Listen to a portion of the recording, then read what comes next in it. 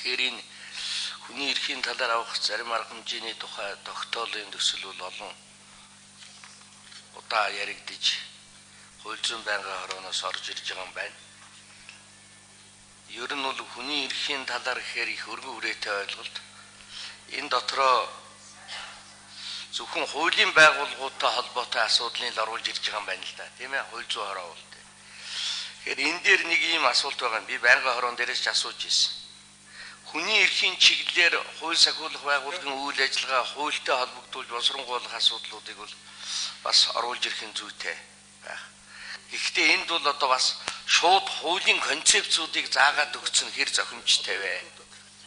Болоо цагдаагийн байгууллагын өнөөгийн бүтэц зохион байгуулалтыг болохоор хэв журам хамгаалах, эрүүгийн хэргийг мөрдөн шалгах үндсэн чиг үүргийг тодорхой болгоод за тэгээд боловсон хүч цагдаагийн боловсон хүчин бэлдэх тогтолцоог энэгээр нь өөрчлөөд за орон нутгийн мэдлэлд хэв журам хамгаалах албыг өгөөд ингээд явчих зүйлийг оруулж ирээ гэж.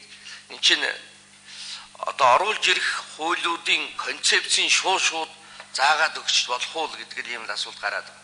Хэрэг бүртгэх мөрдөн байцаах эрүүгийн цагдаагийн байгууллагын чиг үүрэг бүтэц зохион байгуулалтыг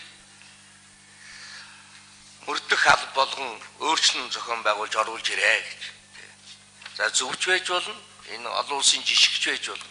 Гэхдээ хүний эрхийн талаар авах арга хэмжээний одоо тогтоол дотор шууд одоо энэ концепцүүдийг зохион байгуулалт бүтцийн концепцүүдийг шууд зааж өгч болох уу?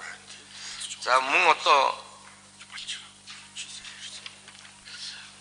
шүүхийн прокурорын зохион байгуулалтыг бас одоо өөрчлөх чиглэлийг зүйлүүдийг бас ингээд оруулаад ирсэн.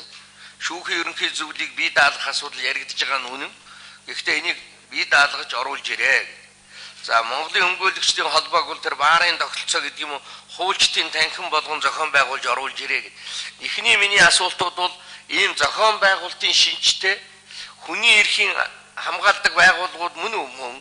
Гэхдээ энэ зохион байгуулалтын юмнуудыг нь шууд одоо ингээд заагаад баталгаажуулж гарч чинь хууль орж ирэхээр тэрэнд одоо бид өөрөөр хандах эрх байна уу байхгүй юу? Ингээд шууд одоо заагаад өгч. Нэг ийм асуулт байх юм. За хоёрт нь бол бас шинэлэг зүйлүүд байгаа гэдгийг бас онцолж дурдмаар байна.